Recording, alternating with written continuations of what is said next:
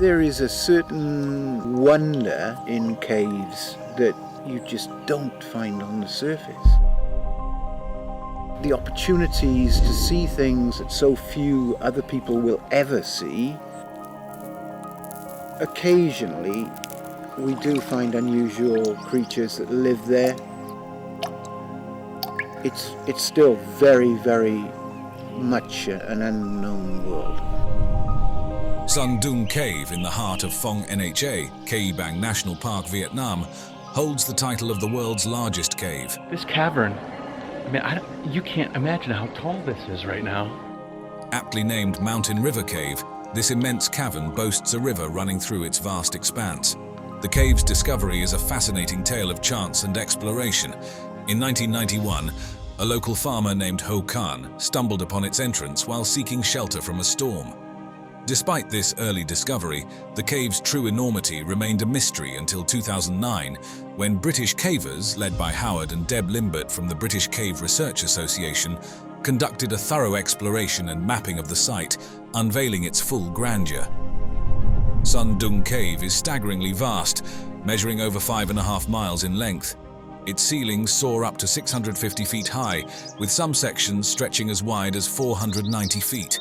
To put this into perspective, the cave could easily accommodate a New York City block complete with 40-story skyscrapers. The main passage alone is more than 3.1 miles long, ranking it among the most expansive underground spaces ever discovered. The sheer scale of Son Doong is mind-boggling, making it a true natural wonder. The geological formation of Son Doong Cave dates back approximately 2 to 5 million years. The cave was sculpted by the persistent flow of river water, eroding the limestone beneath the Annamite Mountains.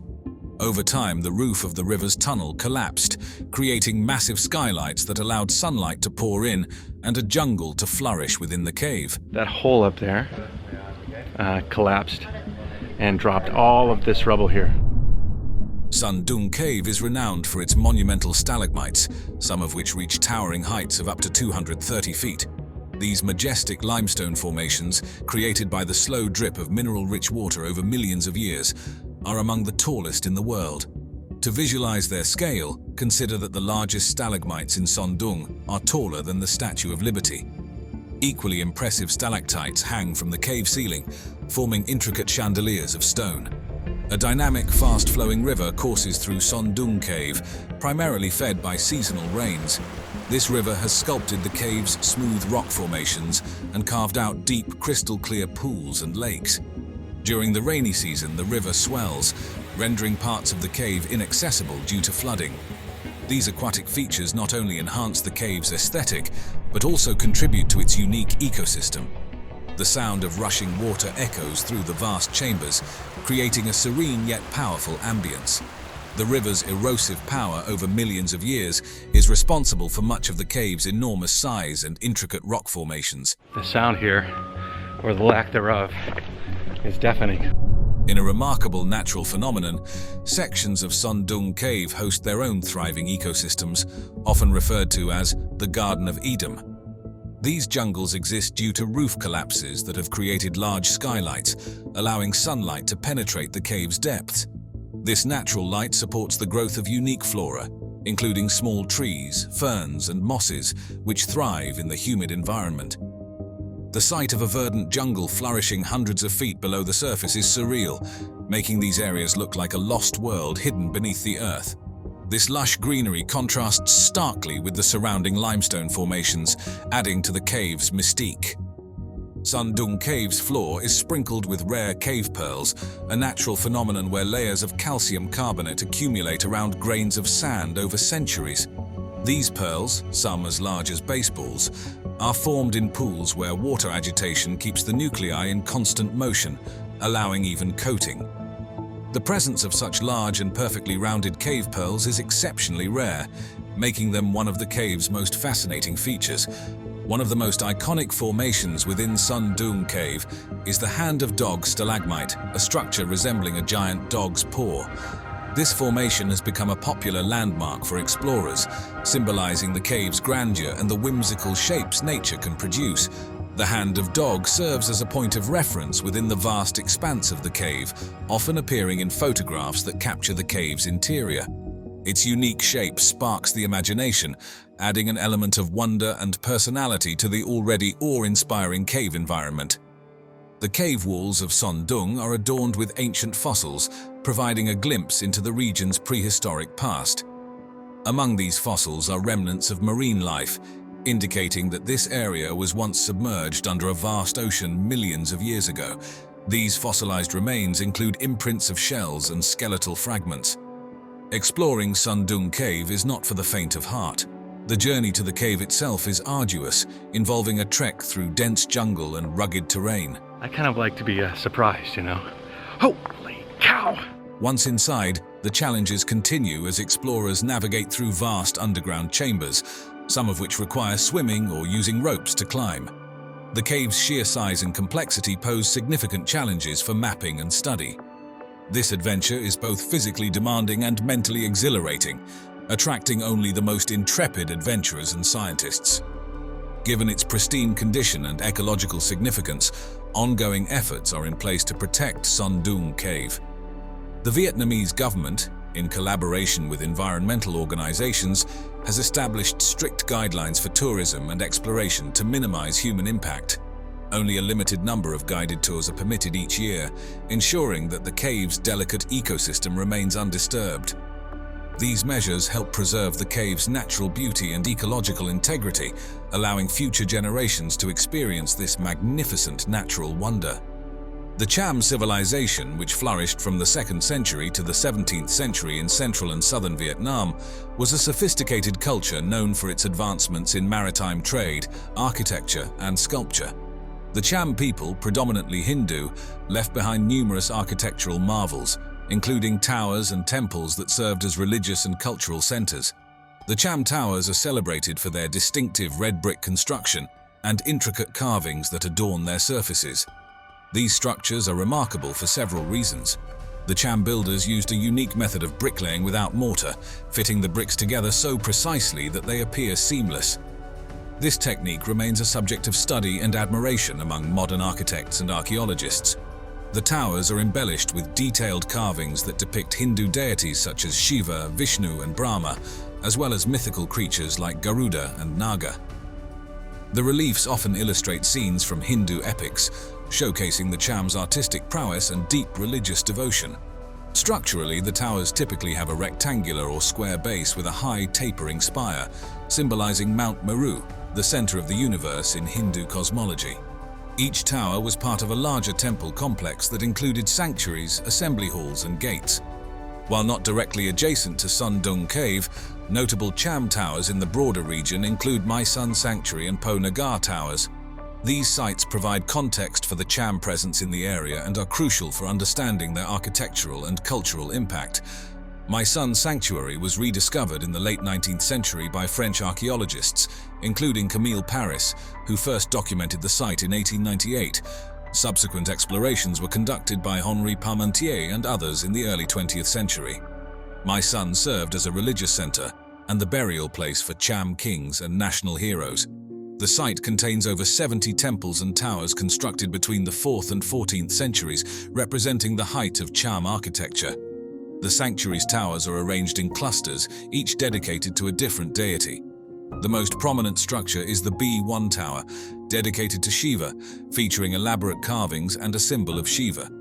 Po Nagar Towers, located in Nha Trang, were documented by French explorers in the 19th century. The site has been a place of continuous worship since its construction, which dates back to the 8th century. The Po Nagar complex was originally built to honor Yan Po Nagar, the goddess of the Cham people, who is believed to have created the earth, eaglewood, and rice. The site also became a center for Buddhist worship over time. The towers at Po Nagar are characterized by their ornate carvings and the use of sandstone for detailing. The largest tower, dedicated to the goddess Po Nagar, stands over 75 feet tall and houses a statue of the goddess sitting on a lotus throne. The Bindin Towers, located in the Bindin province, showcase the later Cham architectural style, which includes more ornate carvings and the use of sandstone in addition to brick. These towers were built between the 11th and 13th centuries. When I'm in a cave, I often find myself wondering, what drove these people to go so deep? I study some of the oldest art in the world, but what I'm interested in is the development of the modern mind.